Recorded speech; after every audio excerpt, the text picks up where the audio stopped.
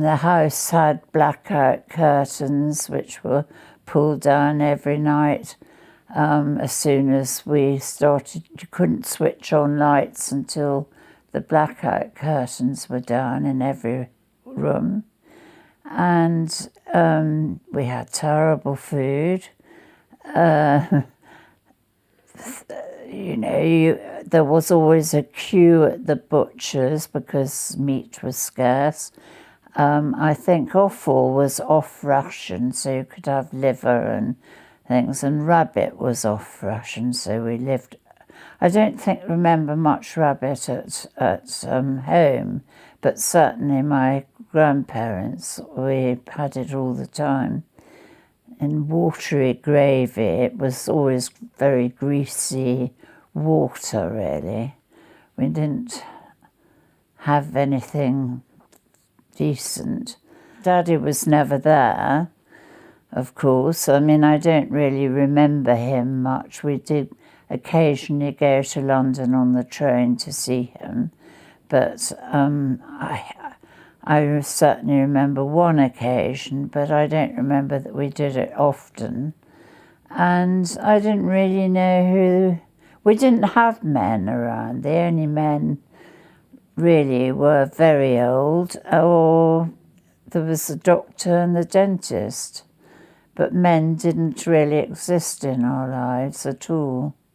We used to stay at the Strand Palace Hotel, which riveted me, but for no other reason other than it had this sort of glass banister that went straight from the 5th floor right down, or 6th floor, whatever it was, straight down to the ground floor. And if you wanted mail posted, you put your letter in the top and it slid down. And of course all the shops had a similar sort of system in them. They would write out a bill at the counter, you then paid them, and they put that in a sort of shuttle thing which went overhead through the room back to the clerks, I suppose, in the back, who put the change back in and the receipt, and it came shuttling back again. We thought that was fantastic, and it really was fantastic, actually. In some ways, one would really appreciate it now. I can't remember when they were taken away, but they lasted quite a long time. So I don't really remember too much about London because I expect it was quite frightening for me, you know. I don't know where Daddy was and to me he was a stranger anyway. I mean, I think we used to see people, we never stayed with them, but people like Wilma, who was later killed in an air raid. It was probably in the early years that we went when Daddy was in SOE and in Baker Street. So I don't know that there were air raids and things at that stage. I don't remember them. But I don't suppose Mummy would have taken me had it been a danger of air raids. I don't know whether she would have, but I don't think she would have. So I think it must have been in the early stages. And then later on, of course, Daddy wouldn't have been in London anyway because he was in Tunisia and Algeria and then Naples and so on. So he wouldn't have been there for us to see anyway, so I don't think we went. But I certainly remember that one, and I think there were probably others, but you know, I was very little. Queues at the butcher's always. We were forbidden to go to the co-op, but nonetheless Alice always took me to the co-op. And you didn't see food stacked on shelves or anything like that. It's always completely empty. And anything that you wanted was always under the counter or right at the outside in the back. But the shelves never had rows of tins and bottles or anything like that on them. I mean, I didn't know what it was to see a shop with things in the window. Nothing was ever there. And every now and then, of course, there were bombing raids on Exeter.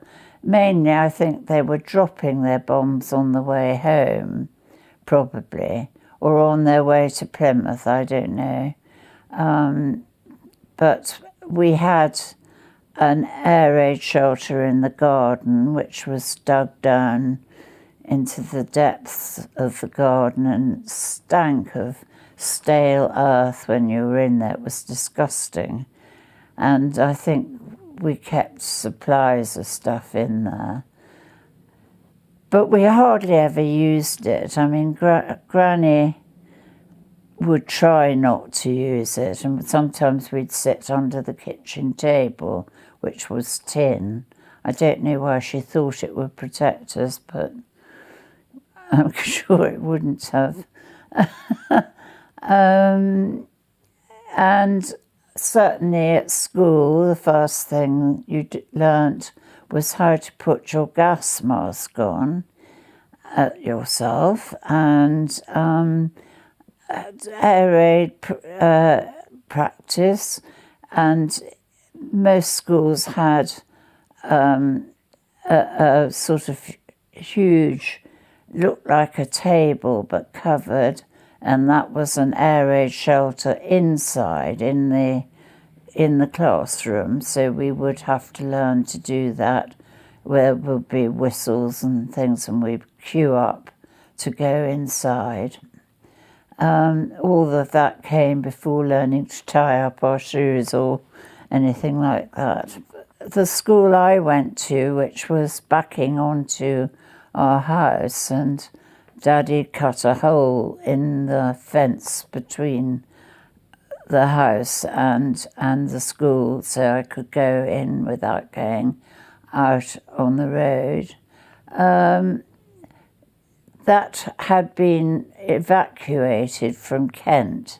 So it was actually a school that belonged in Kent, but Kent was considered dangerous. So the whole school had been evacuated to Topsham, which I wouldn't have thought was a lot safer because it was very close to Exeter. But anyway, that was the case. And after the war, I had to leave it, and the school went back to Kent, where it still is, I think. Brian was at prep school in Tiverton, so it was only me at home, actually, and Alice looked after me, whilst Mummy went and did war work on Exeter St David's Station, which I think she preferred to looking after me. Daddy came back before the end of the war, and I think he stuck Alice for about a few months, and then she was sacked because Daddy thought Mummy could do the job, which of course was very much the case. The food that Alice cooked was always absolutely revolting. We'd had a gas stove, I suppose. It would be very old-fashioned by today's standards. I mean, it had 4 rings, I think, and an oven, and we had a gas fridge of all things, but I think they considered themselves lucky to have a fridge at all. So, and I don't think much was kept. It was very small, so I don't suppose much was kept in it. I think the quantities of food that we were allowed on ration was very small. I mean, it was something like 2 ounces of butter each a week, and I think with extra allowances for children for things like milk. possibly meat, I don't know, but I think it wasn't much more than 2 ounces of meat a week, and you know, tiny quantities. We grew our own vegetables, and we had bantam hens, which are smaller than hens, and they lay smaller eggs. I'm not terribly sure why we had bantams and not full-size chickens. I have no idea why that was. So we had very small eggs. Mummy, later on, I mean, you may even remember it, used to leave the milk out all night, usually on a low flame. And when in the days when she had an Aga later on, she did it on the Aga, she would leave the milk out overnight on a low flame so that the cream formed at the top, and then she would scrape that off and put it in a glass kilner jar and shake it until it formed butter. But it was never very nice, or I didn't like it very much. I got very fed up with it. I think she didn't put enough salt in it or whatever. And I mean, if people think it's dangerous now to eat things that haven't been in the fridge, we must have spent our lives eating things that hadn't been in the fridge. And this milk that had been at a lukewarm temperature all night, we drank. So we appear to have survived it. I can't remember if we had more tummy upsets as a result, but possibly. I don't. Every year we seemed to have flu, and we would be put to bed for a week. You know, but there was no central heating or anything like that, so I think they lit fires in our bedroom. I mean, I can't imagine anything more dangerous than that, but that was what happened. As small children, we were just left in bed with a fire. Brian and I were out in the garden at one stage. We used to play French cricket against the garage doors, and an aeroplane went over, and Brian reckoned there was a swastika on the outside of it. And he went rushing in and said to Mummy there was a German plane going across. And Mummy said, "You naughty little boy, do not lie to me," or something to that effect. And anyway, the next day we heard that a German plane had indeed crashed into the roof of a pub not very far down the road. And so he'd been proved to be absolutely correct. And obviously he must have had engine trouble or something like that, and was on his way back from Exeter. And Topsham was only 4 miles from Exeter, so anyway, Brian was vindicated. The car, of course, was up on blocks so that the wheels weren't touching the ground inside the garage, and of course we never used it and there were no cars, nobody. I mean, I got into awful trouble with Mummy because she found me standing on my head in the middle of the road. But you know, we were not used to cars. There never were any cars because nobody had any petrol. So we used the road as our playground, really, and there were an awful lot of children living in our road. And we all used to meet up. And, you know, we never had anybody following us or with us at all. I mean, we just used to run up and down the road and play. And as I said, we used the road as our playground. There was a station immediately opposite the house, and in fact the road we lived in was called Station Road, and that train went direct to Exeter, I think. Either Exeter Central or Exeter St David's, I don't remember which. Trains in those days were completely different from now. They were stoked with coal, and consequently, if you had the windows open at all on the trains because it was hot, you got covered in black soot all over your clothes, your face, and so on. It may have sounded terrific, but it was a pretty grubby way of travelling. All trains had corridors, and they were all compartments, and in the compartments there would be, I can't remember whether, I suppose it was 8 seats on one side and 7 on the other, or I can't remember whether it was 6 or 8. And then there was always a loo, so each compartment had a loo in it, which was rather grand, I suppose. In the war years, the troops all sat in the seats, and we usually had to sit in the corridor, sitting on our suitcases, because, that it was always considered that the troops should have the seats. And trains were always incredibly crowded. But of course there weren't any buses, I don't think, much because of the petrol problems. So it was easy for us because,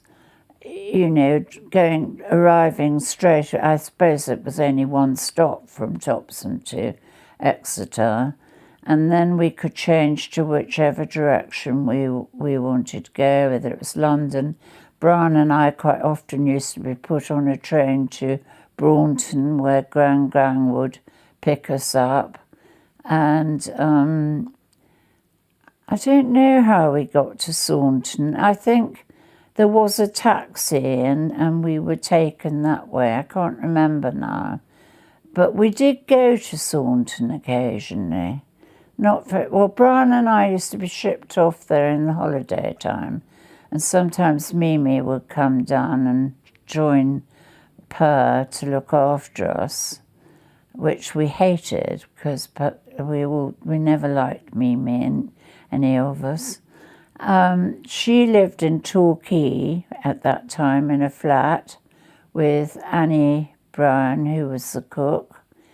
And every now and then we were packed off to stay with Mimi. Again, which was always a very unpopular move. I remember going on one occasion with a cough, and I wasn't allowed to cough by Mimi. And I can imagine when you're desperate to cough, not being allowed to. So I used to go and hide in the loo and cough my head off. I can't really sort of think too much more of those days. There was, we didn't think anything of it because, well, I suppose Brian might have thought more because he was 5 when we came back from France, but it was 5 or 6, I think. But, I didn't remember France, so when you're born into something and that's how you spend your childhood, you don't think there's anything strange about it. You accept it. And after all, rationing went on for quite a long time after the war had ended. So we were used, I mean, it must have been much more difficult for the adults because they'd obviously known better times, but for people like me, I never knew anything else. Daddy was at home, and I rushed home from school through the hole in the fence, full of excitement. I didn't really know what it meant because I didn't really know what war meant. I mean, I didn't know anything else.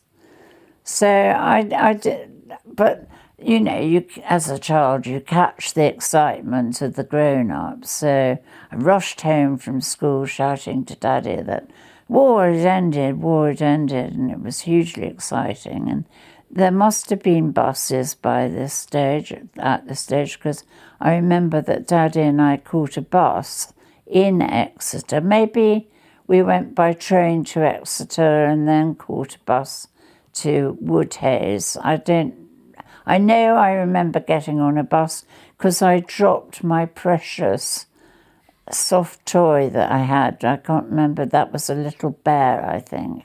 And I dropped it and got in a terrible state. And somebody very kindly from the pavement threw it onto the bus. So I remember that. And we went into the nursing home to see you. So it was big celebrations, I expect more so in the evening, but I would have been in bed. And don't forget that there weren't the numbers of people there. It was the women and children, really. And the women wouldn't have been able to leave their children. So I don't know how much there was. I mean, Daddy was one of the few men around. There was an American camp, that I should think in the later end of the war, towards the end of the war, probably. I don't imagine it was there in the early days.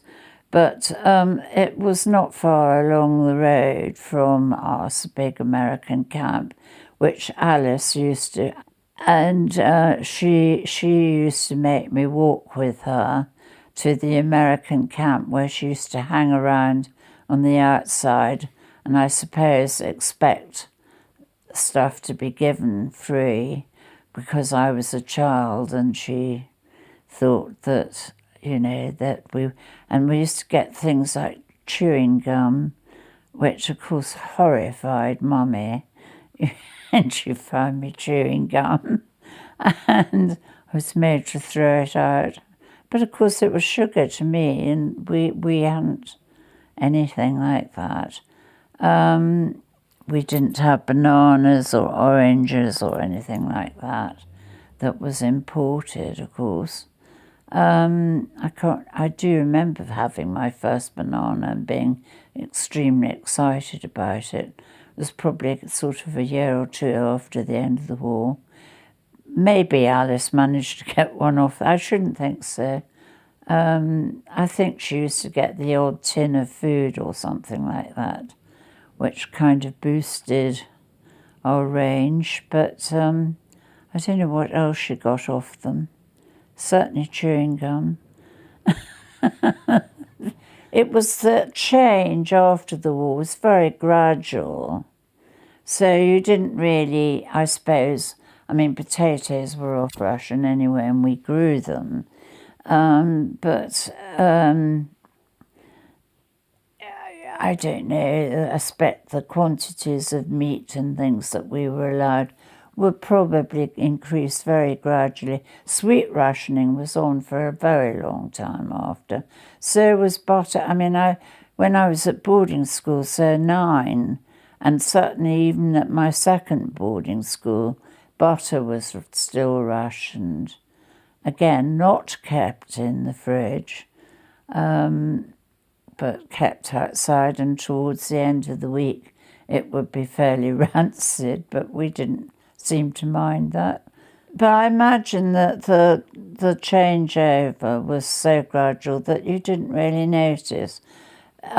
We did notice when things like bananas became available and oranges and so on, because we'd only ever had apples. We had apples in the garden, of course. I mean, everybody, and plums and things, and everything was pickled. Any excess of any sort was bottled or pickled. Eggs were pickled. Can you imagine anything more disgusting? But they were, and Granny would, and Mummy would you know, any surplus plums or anything like that were put in Kilner jars, packed tight with, I don't know, some sort of preservative. They weren't very nice when we had them, but they're usually put into a pie or something. When Daddy came back from the war, we had to pull ourselves together. We were made to eat meals in the dining room around the table that I've got now, the folding. That was our dining room table that's at the end of the room, folded down, and we had to eat properly with napkins, and I don't think we had a tablecloth. We probably had table mats, I can't remember now. But certainly we had to sit down and eat properly at lunchtime anyway, which certainly during the war years we'd never done. I mean, I ate in the kitchen. Alice fed me everything, and then Mummy must have eaten on her own in the evenings. I can't remember. Well, Brian was at boarding school, whether he ate in the kitchen with me in the holidays, I can't remember now. But certainly we didn't have a proper sit down with napkins or anything like that until Daddy came home and things changed. I was only 7 when the whole thing ended, and Daddy will have come home when I was 6. So you don't really remember much. You know, I remember a way of life rather more than individual things, because I was born into that life.